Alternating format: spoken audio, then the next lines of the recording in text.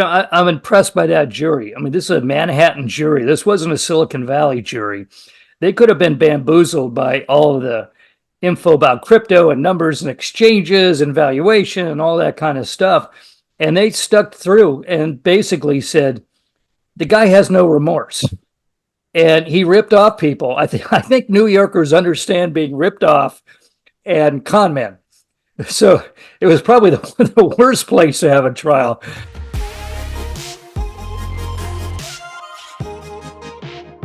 Hi, Scott. How are you? I'm good. I'm good. Happy to, not be going to prison for 25 years. Yes. Did that number surprise you?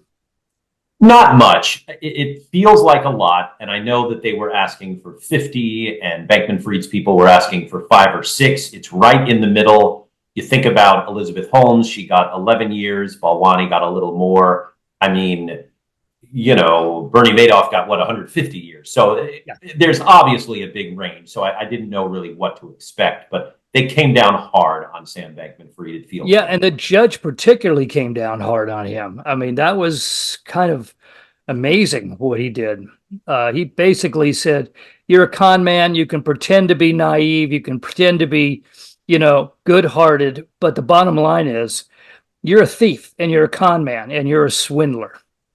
I wonder if that'll have any bearing on the appeal that Bankman-Fried's lawyers are inevitably going to make. I don't think so. I think an appeal in this case, I mean, think about all of his co-workers and co-founders turned against him. There was a lot of evidence against him, and this case went quickly. Remember how quickly the jury came back? Nothing went in his favor. Even his own behavior went against him. And so there really was nothing that said, gosh, this could have gone another way. And it could have gone a lot worse. I mean, they revoked his bail because he appeared to be tampering with a witness. There's a whole other part of this where he took a lot of this money and he gave a whole bunch to the Democratic Party, and then he turned around. That was open money, like to the president, but he also gave dark money to the Republican Party, and Jamaica simply wouldn't help with any of that. And you got to wonder if there were a few phone calls from inside the Beltway down to Kingston, having a little talk about maybe we'll get him on the money stuff. You guys could have back off on the political favors. I don't know. I just know that there weren't a whole lot of, at least public pleas to the judge saying be lenient on him. He went from hero to villain pretty quickly and crashed Bitcoin at the time. Obviously, it's come back way, way stronger than it was when he was running FTX. But that aside, this was a flop of an exchange. It cost a lot of people a lot of money. And it was clear that he wasn't just a victim of bad luck, but rather a perpetrator of fraud. And that's why I think this is going to be hard to turn around at all. Yeah, I found it interesting. His comment was, I didn't make evil decisions. I didn't make, good decisions. I didn't make enlightened decisions to help people. I just made bad decisions. But the reality was his girlfriend was running the hedge fund and got in trouble, and he moved people's money over there to cover it.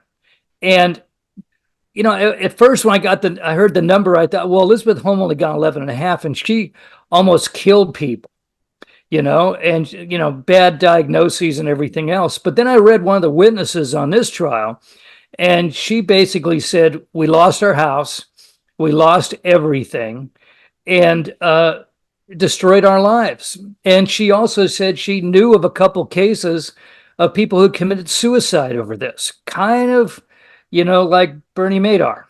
I was going to say that the comparison, I think, is a little easier to make between Bankman-Fried and Madoff because both took advantage of people who really did not have a whole lot of money, but got suckered in to, in this case, the lure of crypto. Whereas at least with Elizabeth Holmes, you could say her investors, though they lost everything, were very well heeled to begin with. And you didn't hear about, suicide attempts or people going into poverty. And remember, her 11 years came strictly because of the investment fraud. It didn't even take the customers Yeah. who got those tests into account. Balwani did, but Holmes didn't.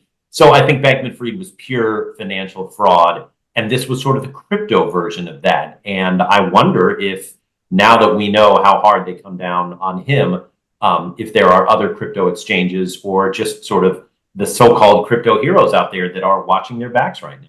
Yeah. Well, you told him it's a frothy business and you can't really trust what's going on. And his Bankman-Fried's claim was, well, I didn't want to hurt anybody and I wasn't greedy. And yet I hear about the $40 million building mansion of his in Jamaica and flying on jets and giving big money to politicians. He seems like a very selfish, greedy guy.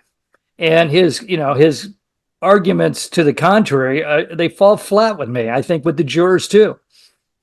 Yeah, they seem to fall flat with the jurors. Remember, they came back with a verdict super, super quickly. And then even when today or on Thursday, when Bankman-Fried was given a chance to speak to the judge, and everybody knows that's when you're supposed to be contrite, he really wasn't all that contrite. And that's why I think with all the money that was taken and moved and et cetera, the judge just didn't even have it. I mean, from what I heard from those inside the courtroom, the judge even lost interest while Bankman-Fried was speaking. And I mean, at that point, he had no chance of getting 5 or 6 years. I guess he's probably feeling a bit lucky he didn't get 50 years. Now, what about the Confederates that turned state's evidence? Are they getting off for nothing? I haven't heard. Perhaps those trials. That's a sweet plea deal. If $80 billion and you get off on it. Right. I don't know that there's even a trial coming up for them, but there has to be some sort of penalty. I just don't know what it is yet. It hasn't been said. All the focus has been on Bankman-Fried and his now, as we know, jail time. Okay, so he also has an $11 billion fine. Is that correct? And he's claiming, now this is an interesting argument, because crypto's come back up, that he'll make all the people that got ripped off whole. And the judge had two replies. Well, the criminal attorney said, it won't happen. And the judge even said, I don't care if you made it all back to them. You ripped them off. You stole from them. You've wrecked their lives. It's just not a matter of compensation. Right. I mean, commodities fraud, securities fraud, money laundering. Once that was established, I don't think his sentence gets any easier or more lenient if people do get paid back. And obviously, when they were charging him and putting him through the trial, nobody knew that Bitcoin was going to soar up to $70,000 for a single coin.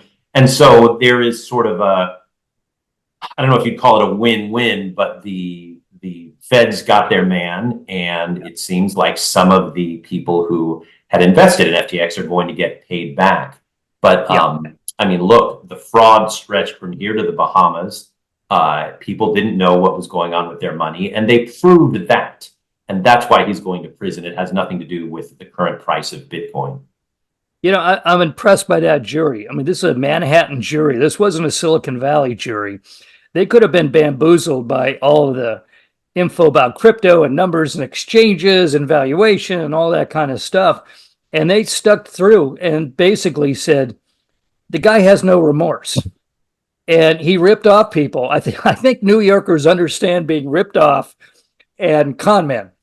So it was probably the worst place to have a trial for him. Now, I got a question. What do you think of his parents?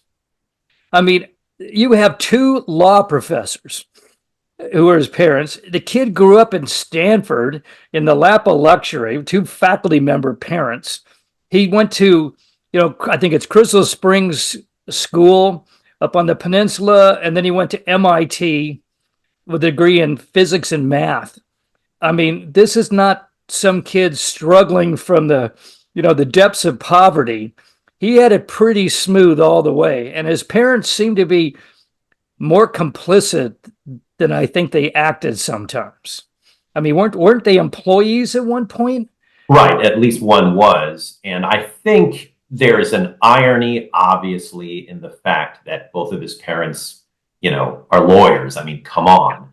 Yeah. Somebody had to at some point have said over dinner, hey, by the way, this whole thing is illegal and it's going to get one or some of us in prison, not to mention in a lot of trouble. So that had to come up, which means, yeah, maybe everybody was just blinded by greed. I mean, crypto is a siren song for a lot of people because there's so much instant wealth. And I don't know. I mean, I can't speak to what it's like to be wealthy and then offered extreme wealth. I've never known either. I do know what it's like to be a parent and to be proud of a kid, but not to be proud of a kid that is openly cheating in a way that I, because of my studies, would know and recognize. So the whole thing, I can't think of any other explanation other simply than greed. Okay. I don't know much about the dad, but the mother's interesting because I sense that she's the one that got him all engaged in politics. And because she's a pretty active political lady. If she convinced him to divert some of that money and pursue political power. We haven't heard anything about that yet. I know she came out with a real strong remark saying that he won't survive in prison. He's too naive. He's too kind. And she used the word, it's the one that Woody Allen used for Annie Hall, which is, oh gosh, it's the one that basically you can't feel emotions. I mean, look, if you're that worried about something your kid is doing that will land your kid in prison, there was plenty of time to stop that in its tracks, and it didn't happen. And Bankman-Fried, we now know that, the events that happened one after the other that were fraudulent, and that's the reason he's in jail. And again, you'd think, oh, this poor kid, he had no legal advice. Come on, his parents were both Stanford lawyers and law professors. He had plenty of legal advice, and it just didn't happen to hit. So that's why he's going to prison. Well, even at the time, you and I were talking about how he was shooting his mouth off in public events and on TV and in congressional hearings and essentially building the case against himself, which struck me as really bizarre. Like he really thought that if he just was a nice guy in public, that all would be forgiven. And it was an incredibly bad move. It was. So to greed, I would add arrogance and hubris, because you're right. Even when he had a chance to mea culpa this and admit not only defeat, but, accept blame, he just talked about how this is great and I'm going to be fine. And let's go on the talk shows against the advice of whom? His lawyers. Again, this is clearly a guy who doesn't listen to lawyers, whether related or not. And that's arrogance, right? So we've got a lot of things, a lot of the sins going on here at the same time. And it all ended up, just going south really, really quickly. It was interesting seeing with his coiffed hair and his suit in the courtroom. Because I think the photograph, if I was going to give a Pulitzer Prize this year, I'd give it to that shot of Sam Bankman-Fried in that lineup with all of those blood gang members. And even they said, I thought, oh, this kid's good. And he's wearing his shorts. And I thought, he's doomed. But the comment from the Bloods was, oh, that guy's effing crazy. It's like he's even too crazy for the Bloods to mess with. Yeah, I'd take any of that with a grain of salt. The only thing that I could think of was the Tim Robbins character in Shawshank Redemption. Remember, who was giving the financial advice while in prison because he knew all about finance. And I would tell even prisoners, don't listen to SBF at this point. All he's done is lost a whole lot of money for a whole lot of people. Yeah, I was going to say he might be a very popular guy for the next 25 years at Leavenworth or wherever he's going, just giving out investment advice. He could probably put the rest of the prisoners back in prison if he does it the way he's done it so far. Right. I mean, what is he going to tell the prisoners? Like, hey, I never listened to my lawyers, and look where it got me. So, yeah. And my mom says, and my dad say, it's a great idea. Right. Okay. On other matters, before we run out of time, because according to Reuters, U.S. intelligence officials in late February told senators working on a biotech security bill that Chinese pharmaceutical firm WuXi had transferred intellectual property to Beijing without consent. Another TikTok. I mean, is this standard operating procedure for the Chinese Communist Party? I think it's going to be standard operating procedure for our government to be skeptical of things that come from a Chinese business of any kind because of the party. And yes, it all comes back to TikTok, which I have gone on record as saying is really the one thing that exists in this universe that both sides of the US can agree on is the risk of our data in the hands of the Chinese. Well, so do you think that this news will impact the Senate regarding TikTok? That's a good question. It might, because right now there are some people who think the Senate may go the other way and not vote on the TikTok. I know they're calling it a ban, but essentially it's just an order that TikTok has to sell, right? But I wonder if the more kind of stories like this that get out there, the more those legislators will be worried, and therefore it may hurt the case of TikTok and the users who are saying, no, we should stay alive. Okay, next, TechCrunch did a survey. They've been surveying back all the way to 2022 on layoffs in the tech industry. And we know last year was a bloodbath, but this year is looking just a little bit better. The total layoffs for 2023 were 263,000 people. That's a lot of lives disrupted. That was 59% higher than 2022. This year, we're also off to a fairly rough start, not quite as bad, but through February, there have already been 20,000 more layoffs. It certainly looks like good times out there. The stock market's up for tech stocks. This can't all be AI layoffs. No, but a lot of it is AI related. Yeah. Companies are shifting, but also it's part of the reason that the stock prices are so high for these companies. I mean, Meta was what everybody went to school on. Meta laid off by the tens of thousands, and their stock price just like tripled when they did it. And so I think a lot of companies are saying, efficiency is what Wall Street likes to see. It's cut overhead. Right. And so I think that's why we've seen, even in the month of March, the pace of layoffs accelerate.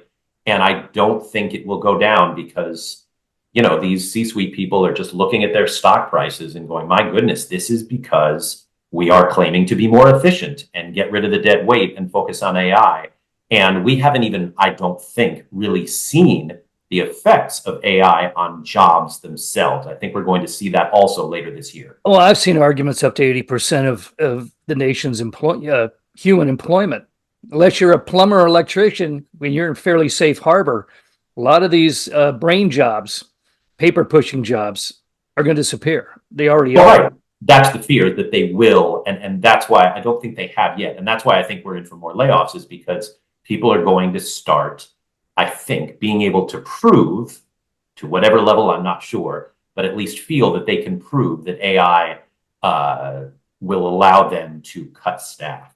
And once we start seeing that, then you can say, hey, we're an AI company. And that's been great for their stock prices. And it's going to, I think, cause more layoffs. And I think it's a legitimate worry.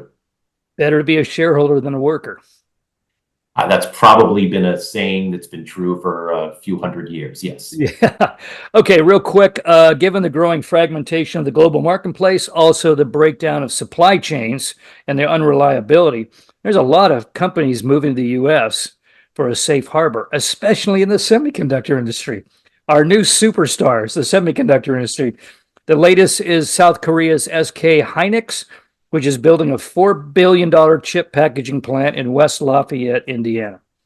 A lot easier to put those chip packages in a semi and drive them down the road than to put them on a ship across the Pacific. Especially now. American chip companies have been the stars of the stock market this year, and that's impressive. And so I think a lot of people want in. Look at ARM since its IPO. I think it's doubled. Look at NVIDIA. Look at Supermicro. These are just incredible gains. And chips are the building blocks of what everybody is excited about right now. So that's the hot ticket right now. And it looks like everybody around China in the China Sea is getting the hell out of there. Yeah. Okay. Apple in that battle with the Justice Department and the EU and all the competitors. Yeah. Well, they've identified now who's running the Apple point of view, and that's a guy named Phil Schiller, nicknamed Steve Jobs' Mini-Me, because he was such an acolyte over the years. He's got his work cut out, but I guess the battle has now been joined. And finally, before we run out of time, this isn't even for you. This is for me. I have about 80 tabs up on the top of my computer screen right here. Every time I erase about 20, I add about 40 more. Well, it turns out that Android and Google Chrome has a new application that will allow you to bunch those tabs and put them somewhere. So now I can have 500 tabs instead of just 80, but I'll be pleased because it won't slow down my computer. So there are benefits to the technological revolution, I suppose. Yes, good luck getting that organized. Okay, that's it for now, folks. You can find us on Spotify, Anchor, Google Podcasts, Apple Podcasts, and YouTube. You can see Scott on Facebook and X, and of course, almost every weeknight on NBC Bay Area. And you can see me occasionally almost anywhere in the world on BBC World Radio Business Matters. Have a great weekend. I'm up in wet Oregon. I hope you're dry down there. Have a great weekend. We'll see you next week. Bye-bye.